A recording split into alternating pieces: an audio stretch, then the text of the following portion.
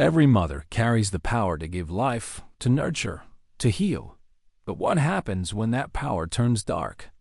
When love becomes possession, when care mutates into control, when the very person meant to protect a child becomes their executioner.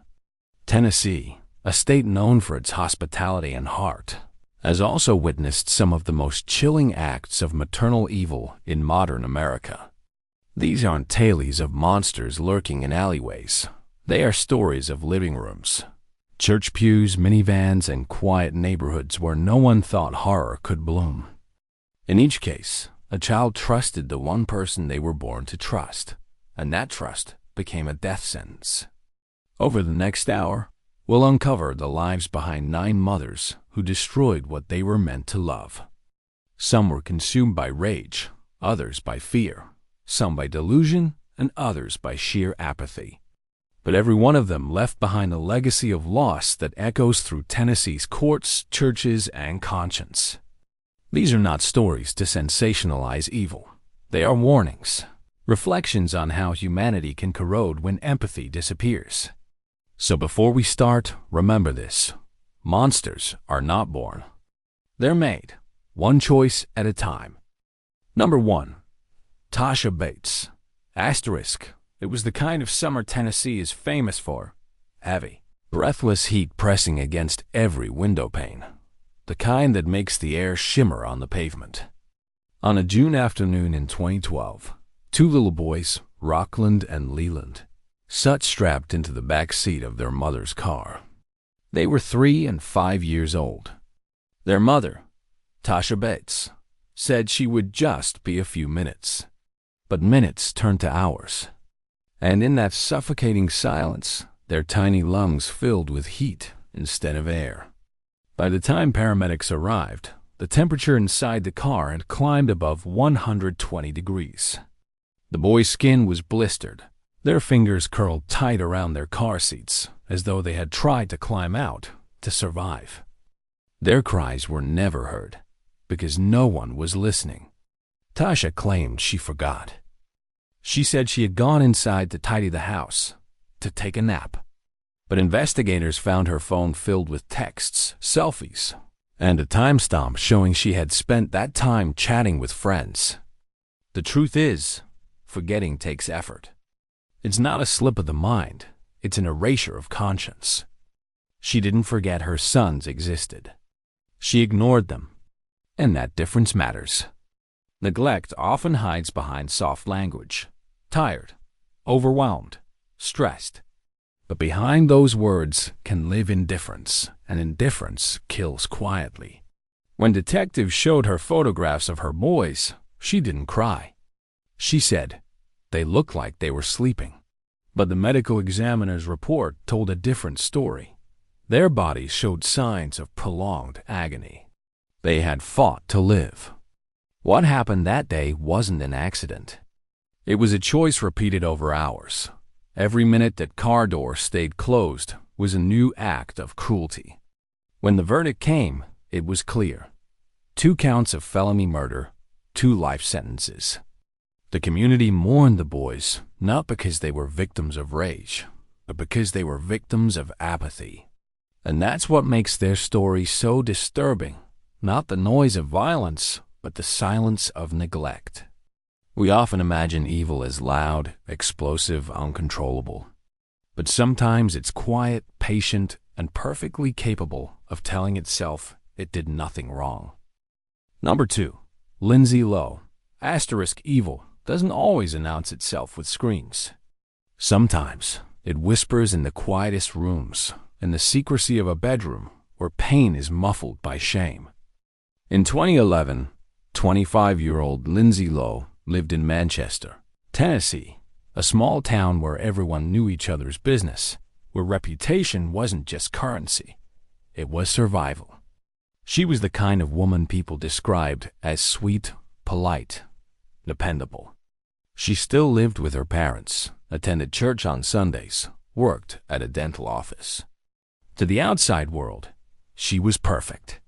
But beneath that perfection, a secret was growing, literally. She was pregnant. Not once, but with twins. She hid the pregnancy for 9 months, wearing loose clothes, faking illness, and convincing herself that denial was the same as control. Fear is a powerful thing. Fear of judgment. Fear of rejection. Fear of disappointing people who only love you when you fit their expectations. When labor came, Lindsay didn't go to a hospital. She went to her bathroom, alone. No doctor. No light. Just the sound of water running in the tub and the kind of silence that feels eternal. She gave birth to 2 boys, both alive, both breathing, and within minutes, she ended their lives. She pressed her hands over their faces, suffocating them, then placed their bodies in a laundry basket beneath her bed. For 2 days, she lived above their tiny corpses, eating breakfast, greeting her parents, pretending everything was fine. When her father found the basket and called police, Lindsay told investigators she'd been terrified. She said she didn't want to let her father down. It's easy to dismiss that as delusion, but it reveals something darker about the pressure women still face. The idea that image is worth more than honesty. That shame can be more deadly than violence. In court, Lindsay's defense argued postpartum psychosis, a mind fractured by fear and hormones. But prosecutors showed journals, text messages, plans, proof that this wasn't psychosis. It was panic weaponized. The jury agreed. She was convicted of 2 counts of first-degree murder and sentenced to 2 consecutive life terms. The case tore through Tennessee's sense of moral certainty. Some saw her as a murderer. Others, as a mirror reflecting society's cruelty toward imperfection. Because behind every good girl story lies a question no one wants to ask. What happens when perfection becomes prison? Number 3. Brandy Elliott. When police arrived at Drake's Creek in Hendersonville, Tennessee, in March 2024, they found a woman standing waist-deep in the water, arms wrapped around the body of a little girl. Her name was Brandy Elliott, and the child she held was her 7-year-old daughter, Piper. It was a sight so quiet, so eerily still, that for a moment, officers couldn't tell if it was grief or guilt unfolding before them. But when they pulled Brandy to shore, her words made everything clear. "She's free now," she said softly, "and I can finally rest." That single sentence became the puzzle at the center of one of Tennessee's most disturbing modern crimes. Brandy wasn't a monster in the conventional sense. She wasn't vengeful or drunk or enraged. She was exhausted, a woman collapsing under the invisible weight of untreated depression and isolation. Friends said she had started withdrawing months earlier. Social media posts painted a picture of a cheerful mom, all smiles and filters. But behind those photos were long nights of panic attacks, sleeplessness, and the hollow dread that comes when love starts feeling like suffocation. Mental illness rarely looks like chaos until it's too late. For weeks, Brandy had been telling herself that she was failing Piper, that her daughter deserved better than a mother drowning in despair. The warped logic of a collapsing mind convinced her that killing was an act of mercy. On that gray morning, she drove to the park, parked her car, and walked her daughter into the creek. Witnesses later said they heard a faint scream, then silence. When she was questioned, Brandy didn't deny it. She confessed with the same calm she had when brushing her child's hair the night before. Her words were almost tender. "I just needed time alone." She was charged with first-degree murder, and prosecutors immediately announced they would seek life without parole. But beneath the legal headlines, another conversation began, not about evil, but about exhaustion. About how mental illness in mothers is still treated as weakness instead of a warning. About how many women quietly unravel in homes that look perfect from the outside. Brandy's story forces an uncomfortable question. How do we balance empathy with accountability? How do we punish a woman who killed out of delusion while also acknowledging that a child's life is gone forever? There are no easy answers. Only grief, rippling outward like water disturbed by a single irreversible act. Number 4. Shanithia Gardner. July 1st, 2016. Memphis, Tennessee. The sun was barely up when police arrived at a modest brick home on Claybrook Street after a neighbor called 911 about screams, sharp, then abruptly cut off. When officers entered, the smell of blood and iron filled the air. Toys lay scattered across the floor, and the television was still playing cartoons. In the kitchen, they found 4 small children, each lifeless, each brutally stabbed. Their ages, 6 months, 2 years, 3 years, and 4. Their mother, Shanithia Gardner, stood in the hallway covered in blood, knife still in hand. Her surviving son, a 7-year-old, had escaped by jumping out a window and running barefoot to a neighbor's house, shouting the words no child should ever have to say, "My mom's killing everybody." Even in a city hardened by tragedy, this scene broke something. The responding officers, veterans of violent crime, described it as unnatural silence, a stillness so heavy it made their radio sound too loud. At first, Shanithia said nothing. She stared blankly, as if the world around her had dissolved. But later, during questioning, fragments of her reasoning surfaced, distorted pieces of reality rearranged by psychosis. She said she'd been hearing voices, that the devil had told her she was unfit, that her children were in danger if they remained alive. Psychologists later confirmed that she had shown signs of severe mental illness for months, paranoia, insomnia, religious delusions, but no one had intervened. She'd reached out for help once, saying she felt unsafe with her thoughts. But after a brief hospital evaluation, she was released back home. 2 weeks later, 4 children were dead. In court, the defense argued insanity. The prosecution argued intention. They played 911 tapes, showed the knife, read the autopsy reports aloud. But the real horror was in the normalcy that had surrounded her until that day. Neighbors said she seemed quiet but kind. Church members said she loved her kids. It's unsettling how often evil hides behind normal faces. The jury found her guilty on 4 counts of first-degree murder, rejecting the insanity defense. The judge, visibly shaken, handed down 4 consecutive life sentences. And yet, even as the verdict was read, no one in that courtroom felt satisfaction, only exhaustion. Because the Gardner case wasn't just about one mother's breakdown. It was about a system that sees mental health as an afterthought until blood proves otherwise. Her surviving son, now living with relatives, once told a reporter through tears, "I still love her. She was my mom before she got sick." That single sentence might be the most haunting truth of all. Love doesn't die with the crime. It lingers, twisted, confused, waiting for an answer that will never come. Number 5. Jasmine Jacole Hall.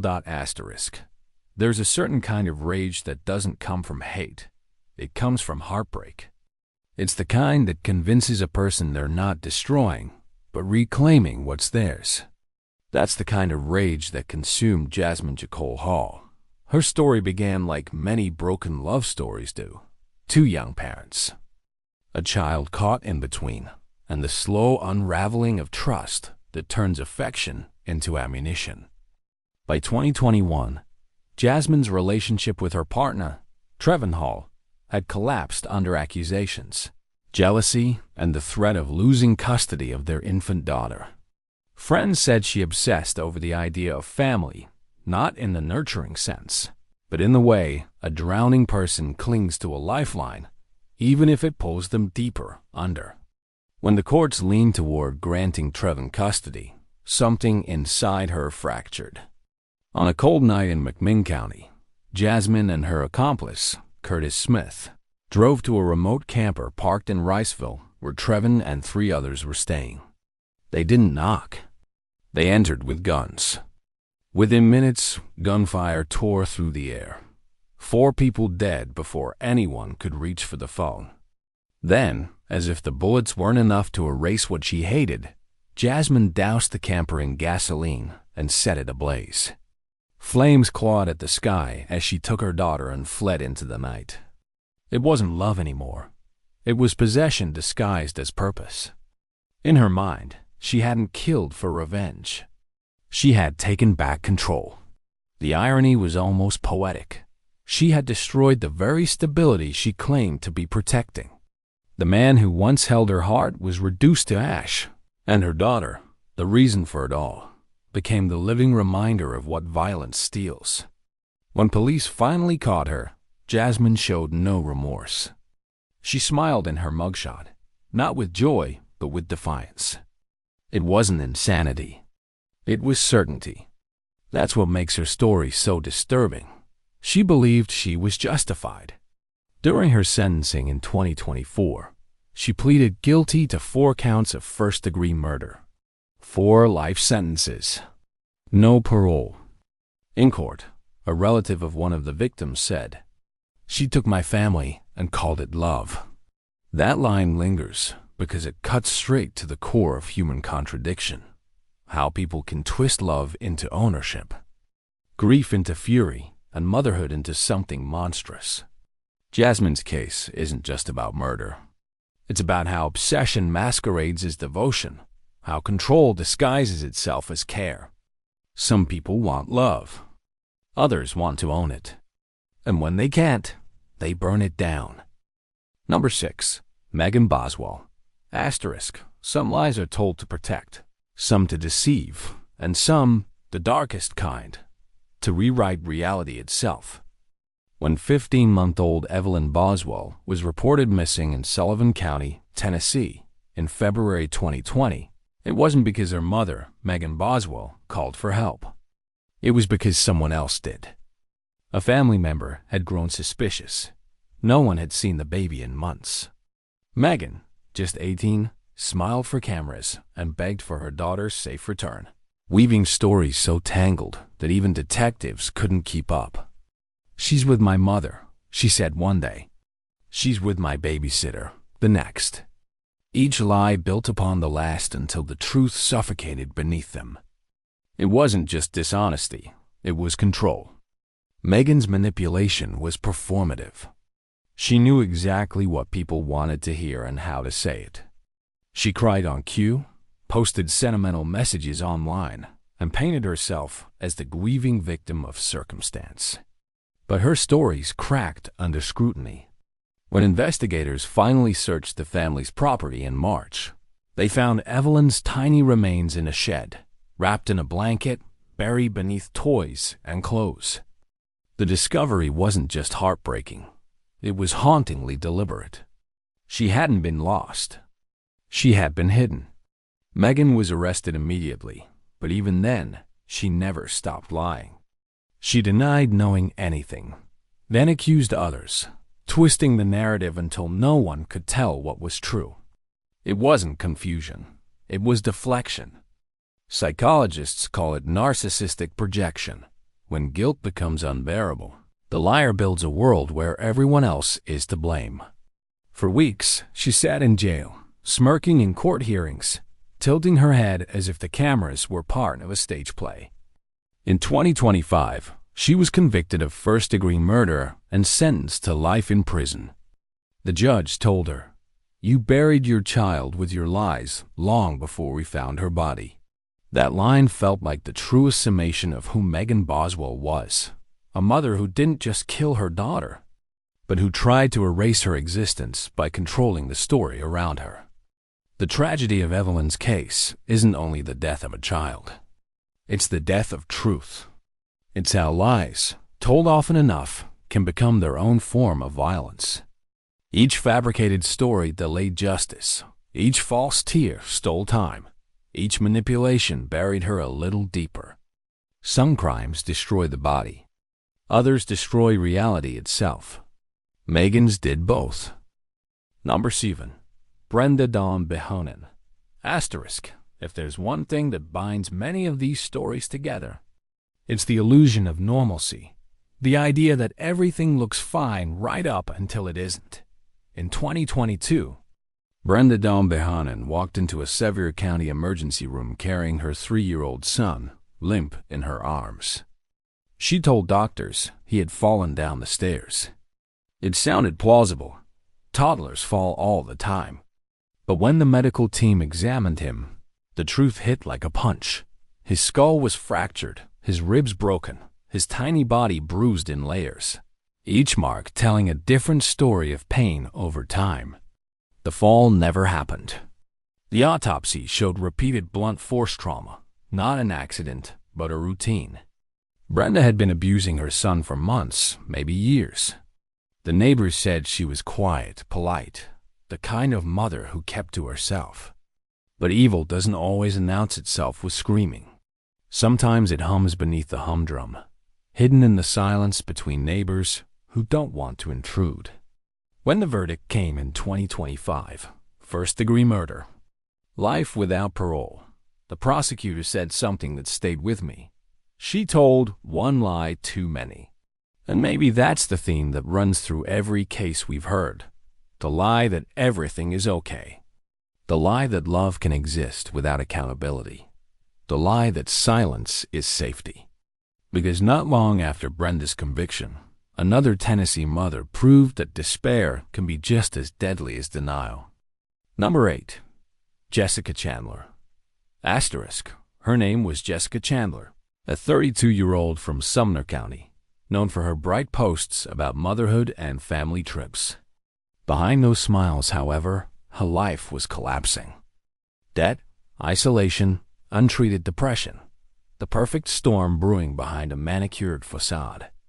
One night in 2024, she tucked her children into bed, her 4-year-old daughter and 1-year-old son, and wrote a note. "We're going somewhere better," it said. Then she took a lilo and stitch blanket, pressed it over their faces, and held it there until they stopped moving. When she was found hours later, unconscious but alive, the house was silent except for the soft hum of a cartoon still playing on the TV. The words, "somewhere better," echoed through every headline, every courtroom, every interview, as people tried to make sense of the senseless. What drives a mother to kill in the name of love? It's a question that cuts at the root of human understanding. Was it insanity? Cowardice? Desperation? Or something worse? A warped belief that control is compassion. Psychologists describe it as altruistic filicide, the delusional conviction that ending a child's life spares them from suffering. But even that label feels hollow when you imagine 2 small children who trusted their mother's arms to be a safe place, not a final one. Jessica survived her suicide attempt. Her children didn't. Now she awaits trial, facing life in prison. She told officers afterward that she just didn't want them to grow up hurt like I did. Maybe she believed that. Maybe that belief was the last thread keeping her from falling apart. And when it snapped, she took her children with her. The scariest part of this story isn't just what she did. It's how easily it could have been missed. Her friend said she seemed fine. Her family said she was just tired. No one saw the storm until it became a flood. Sometimes the most dangerous people aren't those who hate. They're the ones who love in the wrong direction. Number 9. Cynthia Collier. Asterisk on October 15th, 2018. In the quiet town of Columbia, Tennessee, police were called to a suburban home after a family friend couldn't reach anyone inside. The Collier residence sat at the end of a peaceful cul-de-sac, trimmed hedges. A porch swing, the kind of place that makes people say, they seem so normal. But when officers entered, the illusion shattered. Inside, they found 5 bodies, 4 teenagers and their mother, all dead from gunshot wounds. The woman behind the trigger was Cynthia Collier, 55 years old, a devout Christian, an adoptive mother of 7.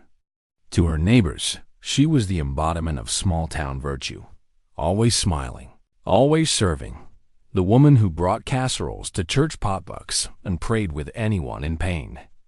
But appearances are sometimes the cruelest lies of all. Investigators determined that Cynthia had shot each of her 4 adopted children, 14 to 17 years old, as they slept in their beds, before turning the gun on herself. No note, no warning, no explanation, just silence. Her husband had been away at work, her biological children grown and living elsewhere. In the days that followed, the town spiraled into disbelief. She loved those kids, people said. She'd never hurt them. But the evidence was clear. This wasn't an accident. It was methodical, premeditated, intentional. The question was why. There were whispers of financial strain, of emotional exhaustion, of feeling abandoned by her church community. Some said she'd been struggling with depression. Others said pride kept her from asking for help. The truth died with her that night. And maybe that's what makes the Collier case so terrifying. The absence of a motive. The emptiness where reason should be. It forces us to confront a possibility most people can't stomach, that sometimes evil doesn't come from rage, but from surrender. That sometimes people so desperate to keep up the appearance of perfection would rather end everything than admit they're falling apart. The crime scene photos showed a home frozen in time, breakfast dishes in the sink, folded laundry on the couch, family photos on the mantel, a Bible open on the dining table. It was a life halfway lived and brutally stopped. In a world obsessed with signs and red flags, Cynthia gave none. No abuse reports. No threats. No instability anyone noticed. And that's what haunts the people who knew her. Not just the horror of what she did, but the unbearable realization that they never saw it coming. Evil, they realized, doesn't always look like a monster. Sometimes it looks like a mother smiling from a church pew, promising she's fine. Across these 9 stories, one question echoes louder than all the others. How can someone meant to protect destroy so completely?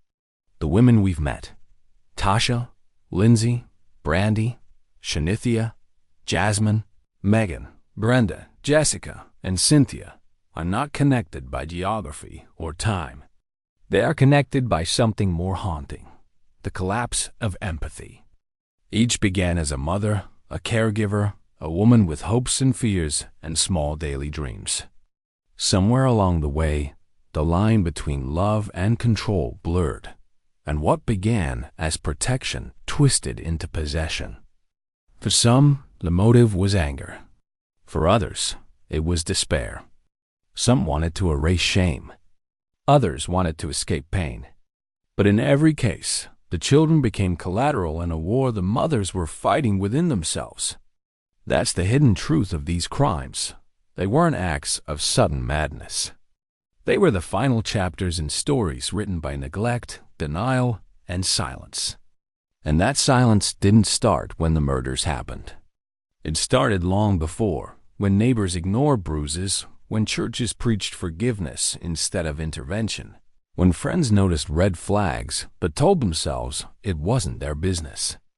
These women didn't just fail their children. They were also failed by systems and societies that confuse politeness with compassion. Evil thrives in silence. It lives in the spaces where people choose not to look too closely. Tennessee, like every community, still carries the echoes of these tragedies. Small towns haunted not by ghosts, but by memory. Each case forced a reckoning. How many more children must die before we stop treating warning signs as gossip? How many more lives will we lose to the myth that motherhood is immunity from accountability? Love isn't an excuse for harm. And evil doesn't only wear the mask of malice. Sometimes it wears exhaustion, fear, or pride. In the end, these 9 cases remind us that empathy isn't passive. It's not just feeling sorrow when it's too late. It's the courage to act while there's still time. To speak when the world tells you to stay quiet. To notice the cracks before they become tombstones. Because if there's one thing that can stop the next tragedy, it's vigilance. the kind that refuses to let darkness disguise itself as love. These children, Rockland, Leland, the twins, Piper, the Dartner children, Trevin, Evelyn, the unnamed toddlers, the Collier teens, all should have grown up. They should have laughed, lived, fallen in love, seen the seasons change. Instead, they became lessons written in grief. The least we can do is make sure those lessons aren't forgotten. When we say their names, when we tell their stories, we are not remembering monsters. We are remembering victims and holding a mirror to the humanity that let them down. And maybe, just maybe, that mirror is what finally forces us to see motherhood. In its purest form is the embodiment of care. But when fear, isolation, and untreated pain take its place, it becomes something deadly. These stories are not just about evil women. They are about a society that still looks away when it matters most. The real lesson here isn't about judgment. It's about vigilance. We can't change what happened, but we can learn from it. Every report made, every question asked, every act of awareness is a small act of rebellion against the darkness that took these lives. Evil isn't invincible. It just counts on our silence.